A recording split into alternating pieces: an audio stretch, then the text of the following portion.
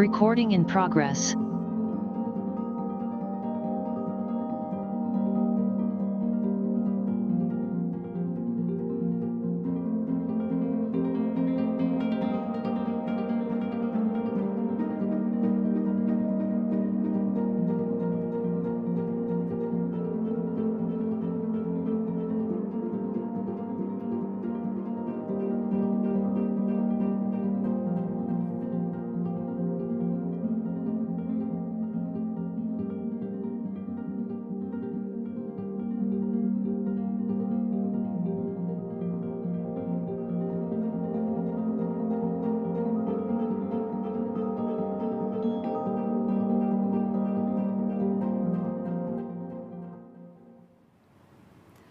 Hello and welcome to this discussion beyond COP27, Leaders on the Road Ahead.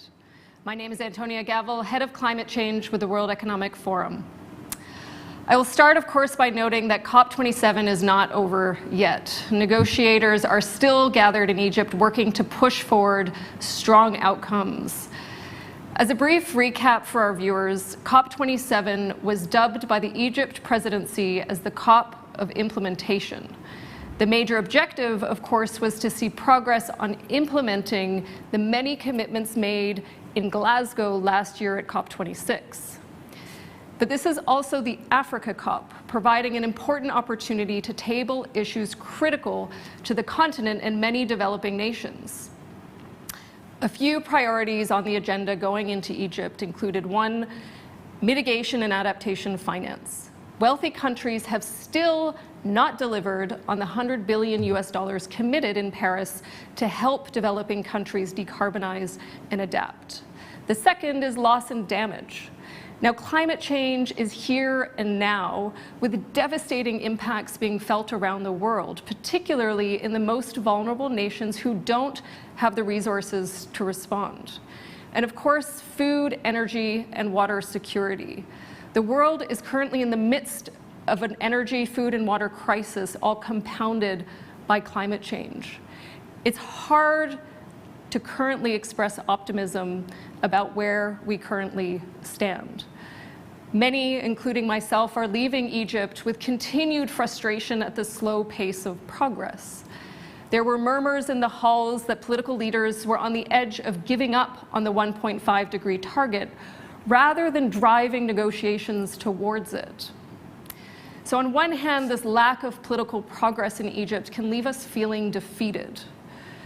We did, however, see some positive movements alongside. And I would say a reinforced conviction that an all-of-society response will be critical to unlocking progress. Let me share 7 quick examples of where we saw some positive momentum. Stay with me, these are all really important. So first, the scientist Johan Rockström put it so clearly: 1.5 degrees is not a political goal, it's not a compromise, it is a physically based boundary. This position was shared and communicated by thousands of leaders over the weekend, urging parties to double down on efforts. Second, coming out of the G20, a new Just Energy Transition Partnership was launched in Indonesia to help finance the energy transition.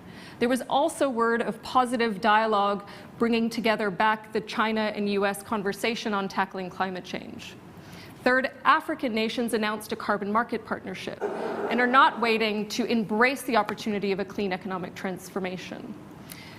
Again, Sharm el-Sheikh adaptation dialogues were announced, seeking to enhance resilience for 4 billion people living in the most climate vulnerable communities by 2030.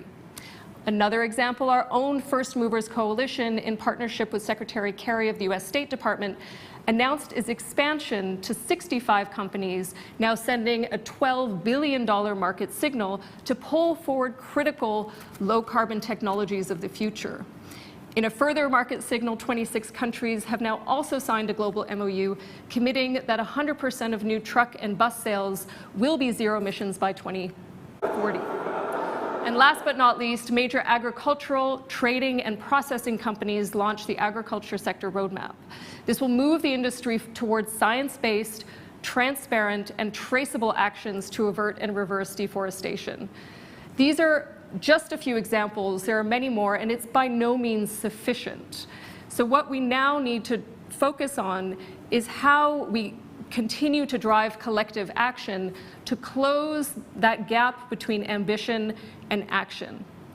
The upside of this economic and social transformation is such an important opportunity for innovation, entrepreneurship, and collaboration if we fully embrace it. So in this discussion today, I am joined by a brilliant cast of leaders who are on the ground in Egypt or following discussions closely. Let me briefly introduce them. We have Janet Ranganathan, a Managing Director and Senior Vice President with the World Resources Institute, Jesper Broden, CEO of Inca Group and co-chair of our CO Climate Leaders Alliance, James Emupe, the Economic Advisor to the President of Namibia, Anish Shah, Managing Director and CEO of Mahindra Group, and of course we also have Pato Kelesitse, a global shaper from our Gaborone hub, who also has launched important initiatives to drive climate action. So we'll discuss their perspectives, experiences, and importantly, I think, vision for the way forward. So let me start with you, Janet. It would be great to kind of hear your perspectives. WRI has been closely tracking the negotiations for many years now, both looking at what needs to happen, driving policy change. Would love to kind of hear your experience and take on where you see things standing now. So Janet, over to you. Yeah, great. And thanks for having me on here. And yes, I'm going to focus on the nuts and bolts of the negotiations, not maybe as exciting as some of the other things you're going to hear from the panelists, but bear with me. And I actually wrote out some careful notes last night about what I was going to say. I woke up early this morning and there had been a flurry of activity. So I've got red pen all over my notes. But anyway, bear with me. So I'm going to frame my comments around what WRI, the World Resources Institute, saw as the 5 critical tasks that negotiators needed to complete in Sharm.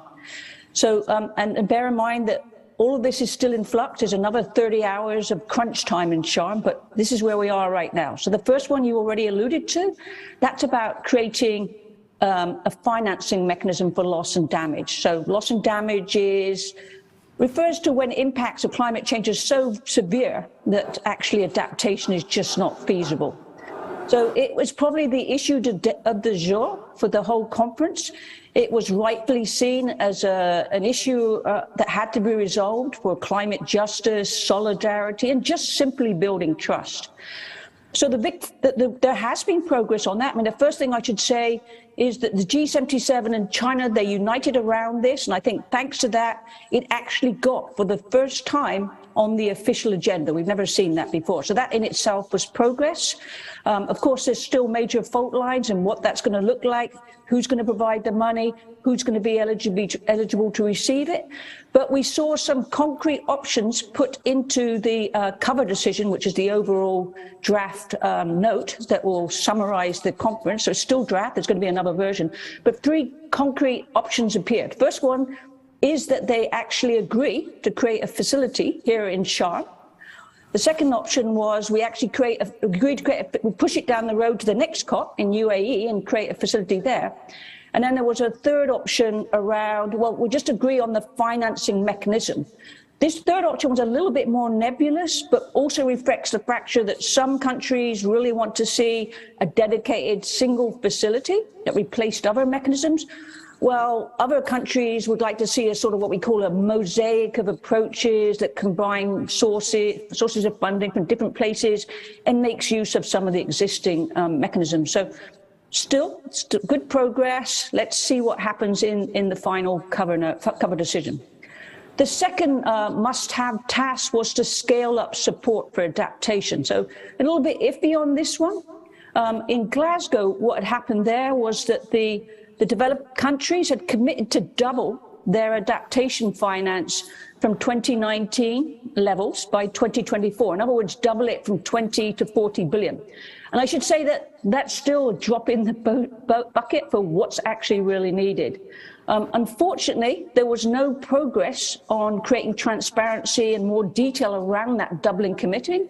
Despite the best efforts of the group of African negotiators to get it on the official agenda, it was dumped. So there was no further discussions on that.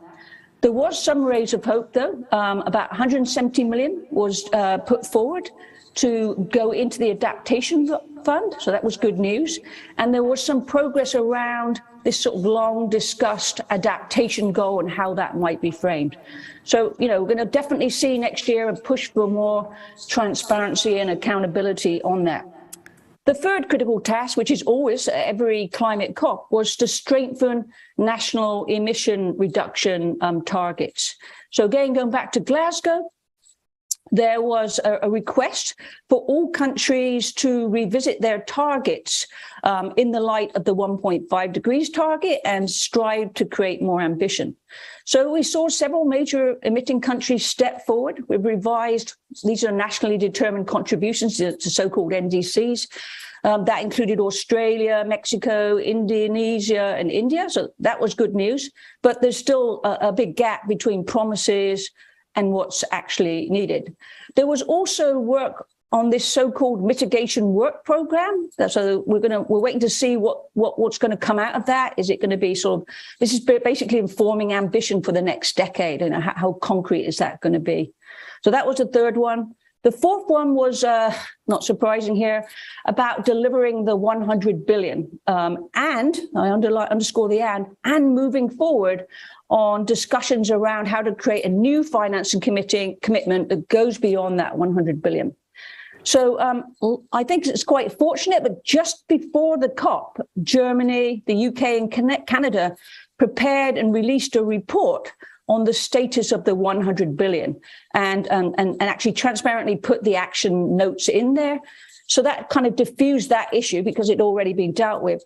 So then the focus was on creating this new collective quantitative goal. And I think, again, there has been some progress there. We've still got to wait to see. And then finally, we wanted to see some progress on the treasure trove of commitments, voluntary commitments that we'd seen at Glasgow. And I think organizations like the Forum and the World Resources Institute, we certainly convened a lot of those groups together to see where there was progress. I mean, these includes things like the Global Methane Pledge, which, by the way, now has 150 signed up things, but also, net zero emissions vehicles, the forest deforestation commitment. So on the finance thing, let me just, one quote that I thought kind of captured it was from the African Development Bank chief. He said, there's been like megawatts of talk about financing and sort of near net zero mobilization of funds. So I think we've got to watch that space definitely as we go into the next COP. Thank you very much. Great, thank you, Janet, for that. I think I kind of captured loss and damage, adaptation, mitigation, finance, and actual commitment implementation to sort of synthesize your five. We'll come back to you also on how you see us sort of moving forward in those areas of action as well. Now, Jesper, if I can turn to you, of course, you were very actively on the ground in Egypt during the first week, and I think in particular around this challenge of keeping 1.5 the focus of commitments in the negotiations, as well as working with business leaders to really drive their own actions in addition to supporting a message that actually governments should be confident to set strong policy as part of our CO climate leaders. Maybe can you just talk to us about your experience, what you saw, what you drove, and some of your thinking on how we move forward from here? Thank you. Thank you for the opportunity and collaboration, Antonia, and big thanks to the Forum also for bringing us together. And I have to say a big thanks to Janet and WRI, this amazing organization who's so deep into expertise and at the same time on the ground helping to both count, change and scale things. So big thanks for the job that you're doing. I would say, from my perspective, building on what you started with, Antonia, it's a strange sense of the glass being both very, very half empty and very, very half full. So we are not on track. The world is not on track. And there is a lot of, I think, fear, rising concerns. And even, as you said, we hear low voices, even speaking of giving up on the commitments that now Johan has helped us understand this is not a political target, but an absolute limit for the planet. On the other hand, I've never seen so much activity, and I'm filled with optimism actually when I witnessed the collaboration between, in particular, I would say, NGOs, companies, corporate leaders, and the youth movement has been very active at the ground. And what I think is worth sharing with everybody out there, these discussions have not been about whether there is an issue with climate change or what we think about it, but they've been centered around solutions and actions. In each and every conversation that I've been part of, there's been an immense amount of great examples, things that have been done, things that are in the making, and things, of course, that we haven't yet cracked, but together we'll do. And I want to call out also the youth leaders who started on the streets with angry, rightfully so, voices, who are actually participating with their competence in an incredibly constructive way in helping us moving the agenda. Now, I think also, maybe especially to call out to all the companies here who are not waiting for a legislation or waiting for the pledges, but actually have started by their own ethical and moral motivation, and by the motivation and understanding that sustainability and climate is not about making sacrifices. It might be about making upfront investments and taking some leaps of faith, but it's really about being a winner in the economy, where it's simply the only way to be cost smart is to be resource smart and climate smart. And I think the list of corporate leaders and companies who understand both the moral and the economic aspect of this is getting longer and longer, and as is the list of actions. Now, a big applaud, I would say, to hard-to-abate sectors. I think I represent IKEA and the retail sector, and we have a huge Scope 3 change that we are going through with our companies. We see cement, we see car industry, we see a lot of brave leaders taking great steps of transformation. And we see some sectors that still is being called out that can do much more, like representatives of fossil fuel industries.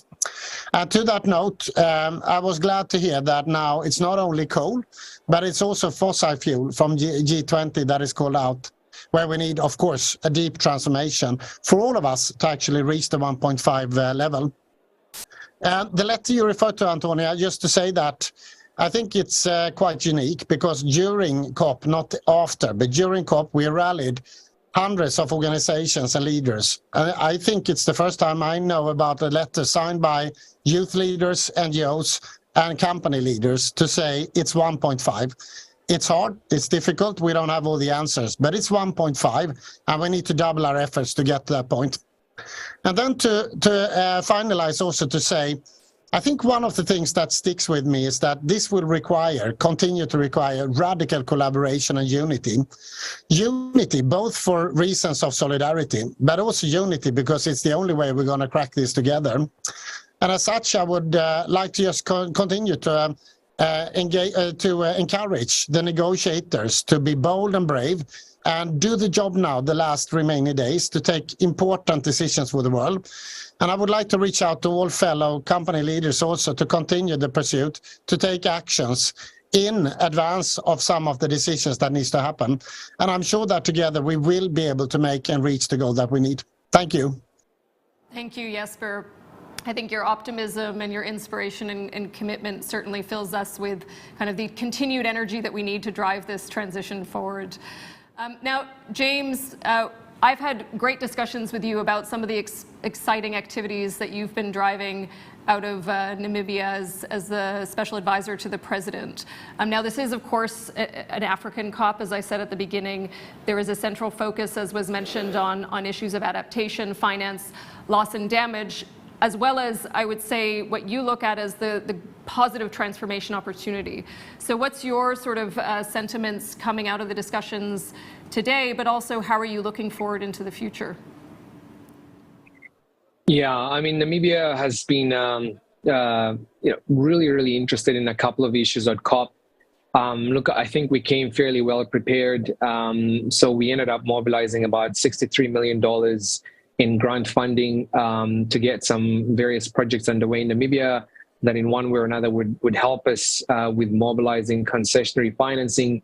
And then we also mobilized about 500 million euros, sort of a framework loan that would be available to us on very concessionary terms as well. So all in all, if we look at the 12 months, we've mobilized about 6% of GDP in concessionary climate financing to help Namibia become, yes, a potential exporter of molecules, but also to become energy secure as well. And then, of course, to contribute to regional energy security. Now, one of the things that we've really tried to focus on from a financing perspective as an emerging market nation was to be fairly coordinated in what we were asking for, but also in creating tools that would make it very easy to collect concessionary financing and climate financing from around the world. So we sort of saw the $8.5 billion that was pledged to South Africa a year or so ago. It was fairly sort of scattered around, and it was very hard to access. So we came and announced a blended financing infrastructure fund that we were going to be structuring as a government in partnership with climate fund managers from the Netherlands. And we gave quite a bit of details of the 3 different funds within the overarching fund. So there would be a development fund, a construction fund, and an operation fund. And then very strategically with the Dutch government, we seeded the development fund in that particular fund that we're calling SDG Namibia 1, so Sustainable Development Goals Namibia 1. We seeded that with $40 million grant. Now, what that does is it really sort of gives you a very robust platform to go fundraising with. And from there, we've started approaching multilateral development banks, international finance institutions, and other countries as well. And so it's a story we would love to share with other emerging market nations and other African nations to say, look, COP27, of course, the negotiations are super important. And so our team are involved in that. But it's also a platform sometimes to showcase innovative ways you can access the money, and then to use that as a platform to then launch your fundraising campaign. I think one particular item, I mean, everything that Janet said was absolutely true. I've been getting a lot of feedback from our negotiators. But one that we're particularly interested in, for example, is actually Article 6. And so that's where we're really going to be looking to see whether we can't trade our carbon credits with other nations that are not necessarily meeting their NDCs. And in particular, 2 items I'd love to shed some light on is Article 6.2.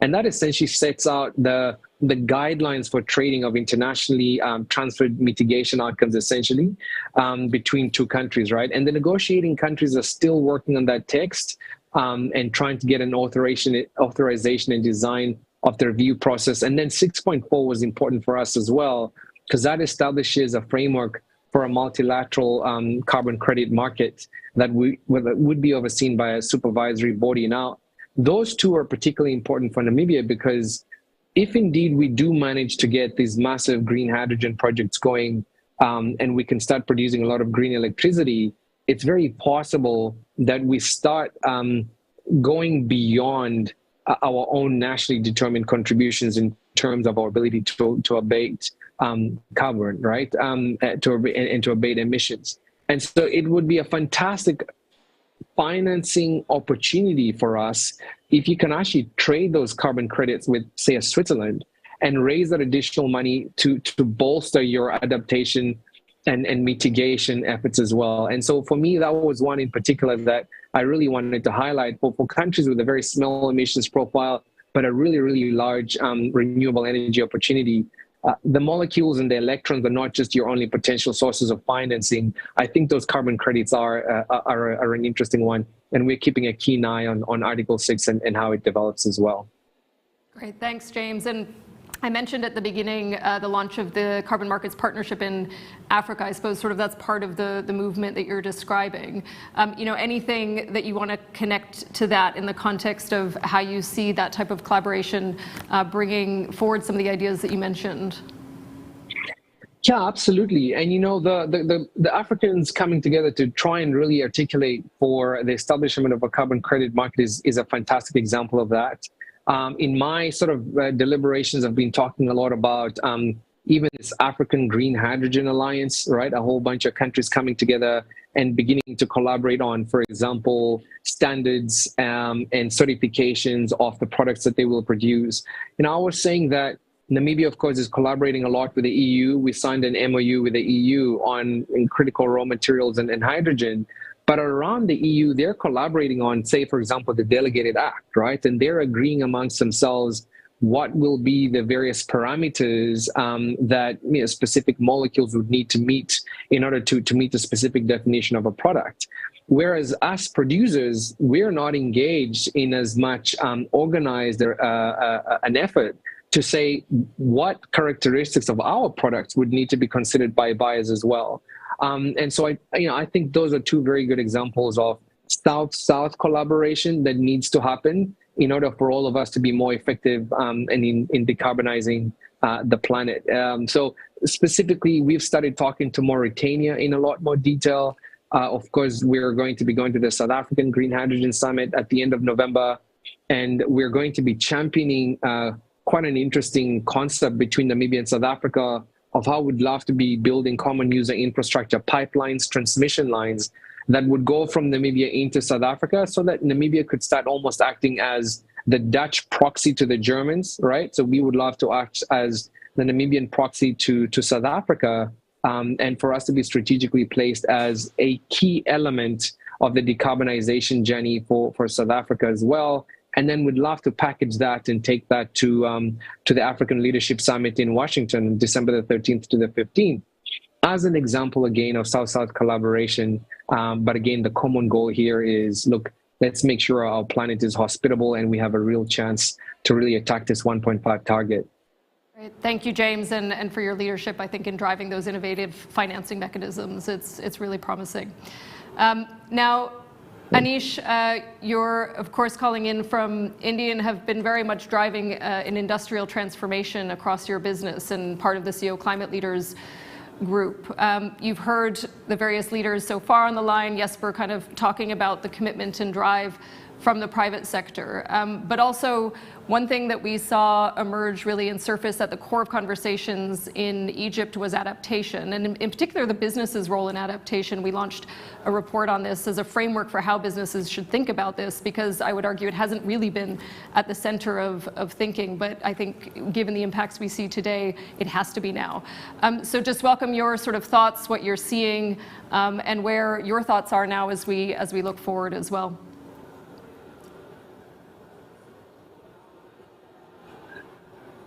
Antonia, the imperative to address climate change is very clear. It is driven by a high level of awareness. And at this stage, I feel that most are aware of the implications of climate-related disasters. But for the business case to be equally clear, we need to make it personal.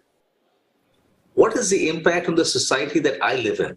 What is the impact on my company, on me as an individual? And not just in terms of threats, but also in terms of opportunities. We've seen many commitments, but we need to see a lot more in terms of tangible outcomes. And therefore, as we think about it, we've developed a framework for this business case, and let me share that. There are three areas. Each of them have an economic rationale and a social rationale. And most companies may actually start with the economic rationale first, but I do hope that many graduate to the social rationale as well. The first is around greening ourselves. Various projects to reduce Scope 1 and 2 emissions. And here, I would say that the work done by the World Economic Forum and by your leadership, the dialogue that has been generated in many sessions that I've seen over multiple years has really helped create a greater level of a call to action for companies to drive these projects. There has been a sharing of ideas, and that has helped us get to the next level. This includes various projects in terms of renewable energy, energy productivity, water positive, etc. And there are clear returns from these projects. The next step that we've seen again over many of these dialogues has been around decarbonizing industries. And there are costs and opportunities associated with them. In automobile, for example, electric vehicles is a classic example, but not just four-wheelers. In India, three-wheelers is a big part of the industry here. And our business, which is reasonably large in three-wheelers, has moved from 100% ICE to 70% EV just in the last 3 years. We've set up auto recycling and are taking Jesper and IKEA's ideas around circularity and trying to see if we can create something around that in the auto industry. Still early for us, but that's again where sharing best practices helps. We've also seen that consumer preferences are changing. A real estate business launched India's first net zero residential community.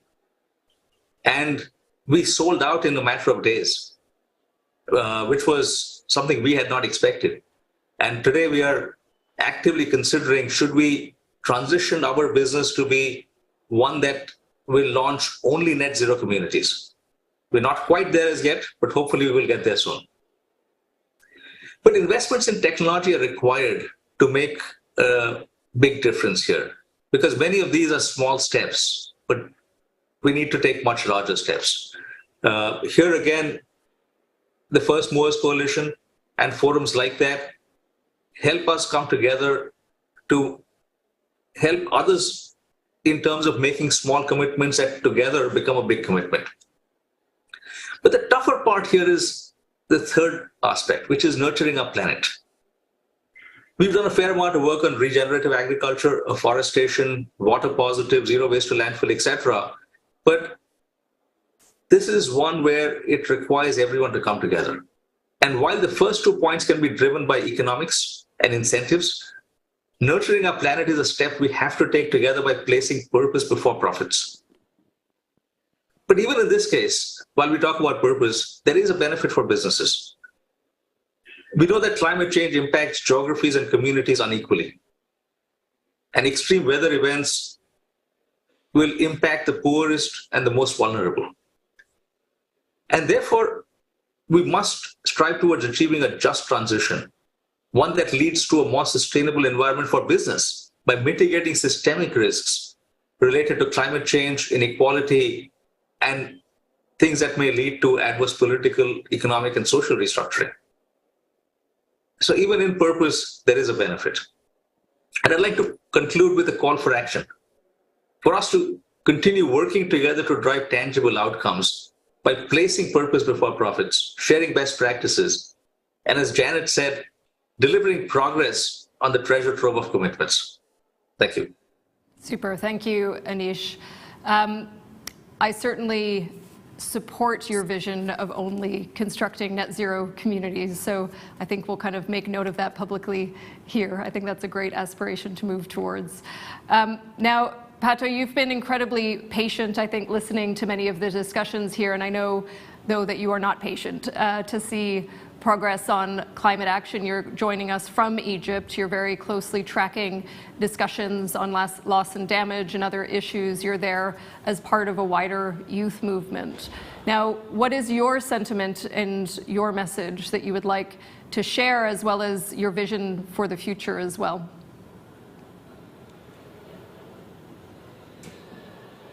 Hi, Antonia. Hi, everyone. Okay, great. Pleasure to be a part of the conversation. And yes, we have been tracking, I think most closely I've been tracking the Santiago network and loss and damage. When at first they spoke about how last night what we thought was, and then this morning had to change comments because, as we know, it's something that's still in discussion. It's something that we hope to see. And I'm going to speak more to, I mean, so far we've spoken about policy, we've spoken about business. I'm going to speak more to the role of youth and what we can do at a time when we sometimes feel a little bit powerless, a little bit overwhelmed. But even as I speak about what we can do, this is on the foundation and acknowledging that the biggest actors who can move as quick as possible to ensure that we maintain 1.5 our big businesses and our governments. So with that being said, we have to acknowledge the power that we have. As young people, we have a lot of power, and as long as we're not using it, it won't count for nothing. So we have it, and we need to flex it. And how we've seen that come to a reality in this COP is, for the first time, we've got an Children and Youth Pavilion at COP. Just yesterday in the evening, the Africa Youth Action Plan was launched. We're seeing more young people in negotiation rooms. Someone shared that with me earlier, that they haven't seen as many young people in negotiation rooms. today at the closing session, Ghana's closing statement was submitted by a 10-year-old. We've seen an increase of just the word youth in the cover text that was seen today. So it shows progress. Whatever efforts we've been making, wherever we've been making them, have clearly created progress towards creating climate justice and creating climate action.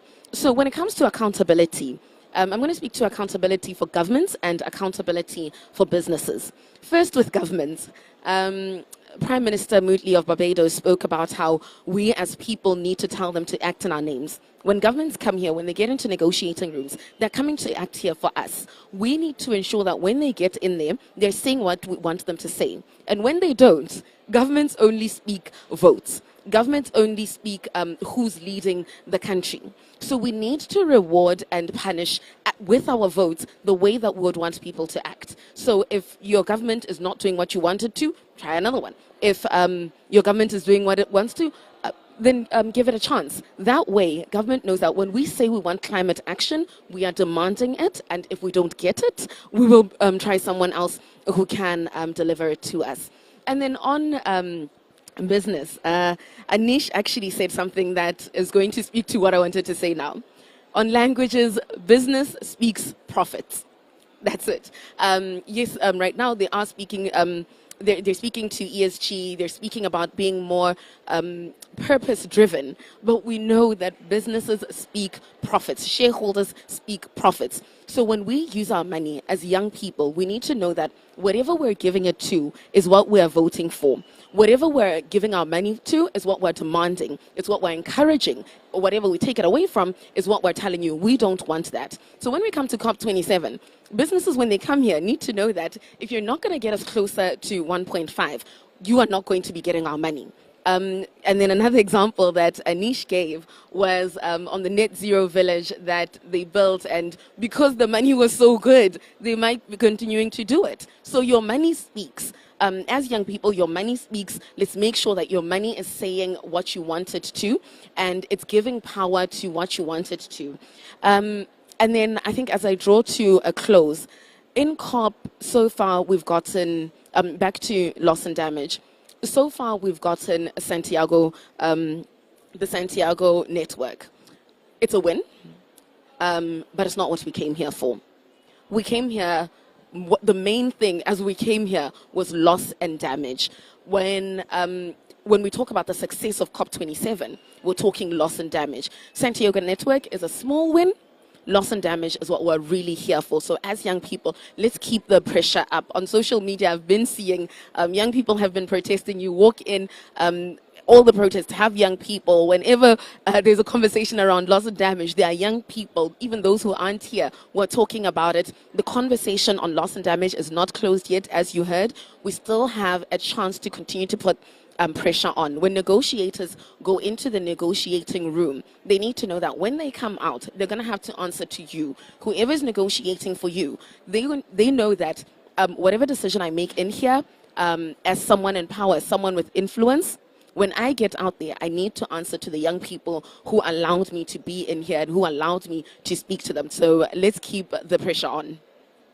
Great. Thank you, Pato. I think for that message, as you said, there is still time to push for a solid outcome on this agenda as well. I mean, I think clearly there's so many dimensions to this discussion. We've heard everything from kind of youth to opportunities to the new molecules of the future to the markets to financing mechanisms. And of course, there's never enough time to delve into all of these things. I do, though, want to take an opportunity to come back to each of you just to really close this conversation, which was a brief one, on where do we go from here? I think we heard some positive messages. Of course, we know there's still challenges. I will also make a brief note that what we didn't hear discussed in this particular group is also the importance of nature in driving climate change mitigation and also societal benefits. We are also moving into CBD in Montreal, the Convention on Biological Diversity conversations, in just a few weeks. So we're going from really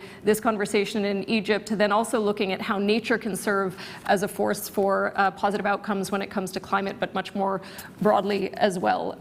So let me again turn back to each of you. Janet, I'm actually going to close with you because I think it'd be good to hear sort of from your perspective in terms of kind of the negotiations moving forward. How should we galvanize our efforts?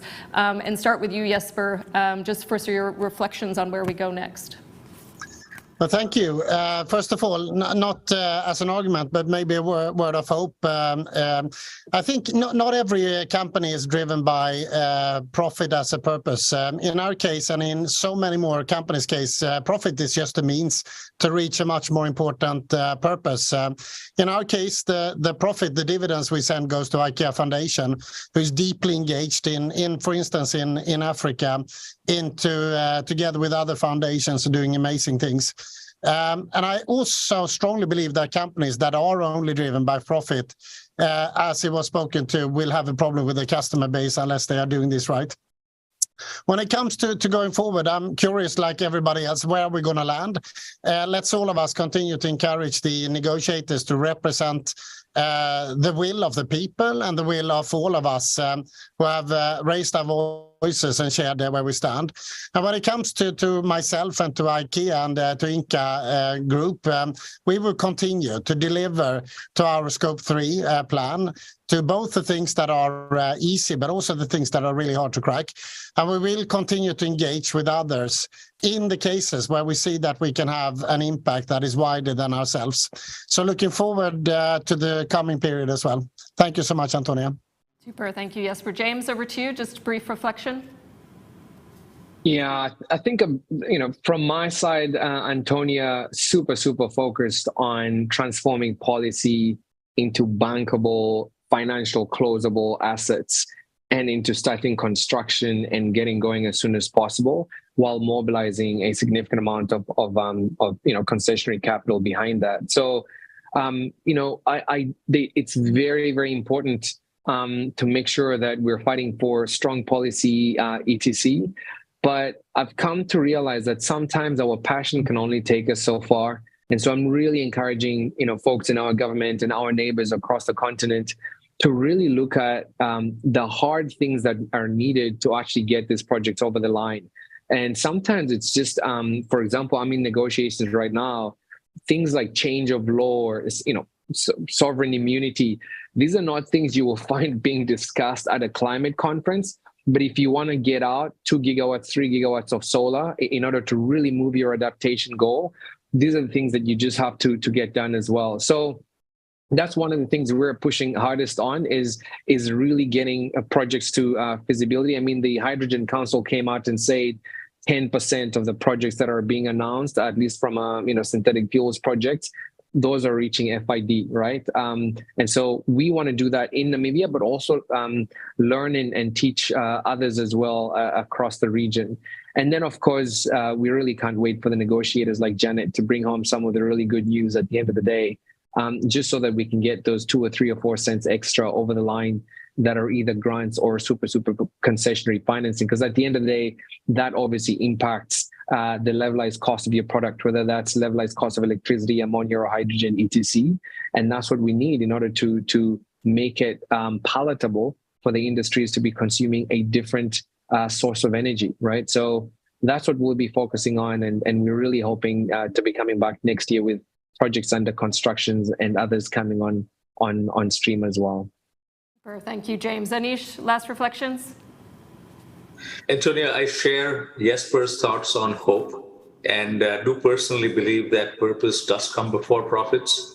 And as we go forward, I feel that businesses have to work closely with governments. We cannot stand on the sidelines. This is a major challenge, and it is only in working collaboratively that we will get to where we need to. Thank you, Anish. Pato, you've shared a compelling message of engagement. Anything else you want to close on?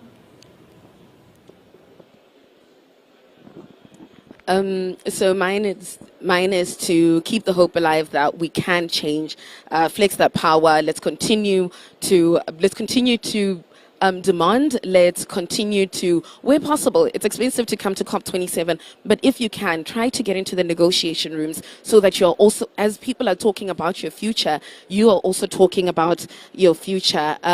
Let's continue to speak, let's continue to advocate not only for climate action, but for climate justice. Because if you're on this platform, you've got a level of privilege. Let's continue to use that privilege to ensure that the climate action that is achieved serves indigenous people, serves the environment, serves those who don't have the same access that we do, serves everybody, because again, borrowing from the United Nations, we need to leave no one behind. We don't only need climate action, we need climate justice, and let's go make it happen. Great, thank you, Pato. So Janet, we started with you, and I'm coming back to you to help us kind of see a path forward through these discussions. So I want to mention three kind of key things. And first one is what James touched on. All the discussion right now is on these sort of pots of money, the finance, financing mitigation, financing adaptation, and loss and damage. In neither of those three pots have we got anywhere like the needed money. So we need to move beyond that, not instead of, but in addition to actually focusing on transforming the entire financial system. And actually, there is an objective in the Paris Agreement 2.1c that talks about transforming the whole system. So we need a lot more attention on that. The second thing is the nationally determined commitments. We spend enormous amounts of time looking at whether they've been strengthened and what they are, but they don't matter squat unless they're actually turned into action and impact in countries. And so we need the youth, we need citizens to be holding countries accountable, to see the policies being put in place and the money mobilized. Otherwise, it's all for nothing. And then the third point I just want to make is that there's two systems that we have to fix to solve the climate change problem. The first one, we're well on the way to fixing. It just really now creates political will to take that one over the edge. That's the energy system. The other energy system that we have to fix is the one that propels humans. That's the food and agricultural system. And there's just not enough discussion about that. We'll never get to 1.5 unless we address that system. Much of what is talked about there is around the adaptation angle, but food, the agricultural system, is both a victim and a villain. So we need much more attention to that. So, and yes, we need to move from sort of profit and plunder to profit and prosperity for the planet. So really great to hear our business folks on the panel today. Great. Thank you, Janet, and thank you all for joining what I would say has left me feeling more uplifted than when I started and came out of Egypt. I think the optimism in this conversation is real, and I think the sense of possibility is also clear. Let us, though, keep our eye on the prize, which is the 1.5 degrees reduction target that we're after, which does require stronger commitments and outcomes from policymakers. So I think, Pato, your message was very correct and clear. It is up to us in our own capabilities, in the positions that we sit in, but also as citizens to bring in others to really help vote for that transformation as well. So with that, I think thank you all incredibly for joining us, and also those who are watching for joining into this discussion. Do keep track of what's coming out of the negotiations. We certainly will be, and I can say that we will commit, obviously, as the World Economic Forum, to drive progress in this agenda, of course, also through to our annual meeting coming up in January. With that, I will also just welcome you to stay on and watch a video which shares the voices of many other leaders who are very much committed to seeing this agenda move forward as well. Thank you for joining. So many people have been speaking about the climate crisis. So many things have been put on paper, but the real question is, why is it that we're still not acting at the scale and speed that is necessary? What we want to see at COP27 is moving pledges into implementation. Every stakeholder needs to step up and push forward. The extreme weather events that the scientists have long connected to the climate crisis are becoming far more frequent and far more destructive. The climate crisis is a threat multiplier, which means it exacerbates existing inequities in our society. The impacts are felt most deeply by Black, Indigenous, and communities of color. We're living through an explosion of inequality. We need to remember we're on the same planet, and this is the planet that we need to make sustainable for the whole of humanity. Climate change is impacting food security as well as political stability in many nations around the world. 5 years ago, there were 80 million people marching towards starvation. that number jumped to 135 million. What caused the jump? It was man-made conflict, like in Ukraine, compounded with climate shocks. No one is as vulnerable to climate change as farmers are.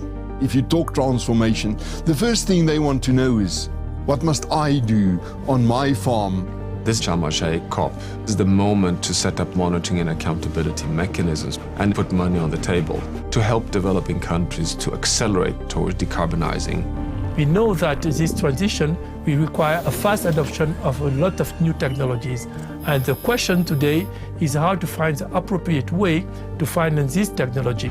To put a number around it, it's an extra $2.5 to $3 trillion a year of additional finance that we have to find in order to get those emissions down. Financial institutions have a lot of roles to play to bring the advice and provide the financing to make these transitions happen. Younger generations are demanding a sense of purpose. They want to look at companies and say, I am investing with you all for this reason. With 2 COPs taking place in Africa and the Middle East, we have this tremendous opportunity to put emerging markets at the forefront of our collective response to climate change. International trade has to be part of the solution. How do we all get together to talk about a global carbon price that can guide us and help us to decarbonize the world? The solutions are there. What we need is governments to regulate, to invest, and we need business to act with values. History will look at us, people, politicians, corporate leaders. These times requires not only solutions, but speed. There is nowhere else to look than the mirror. We are the ones that need to do this.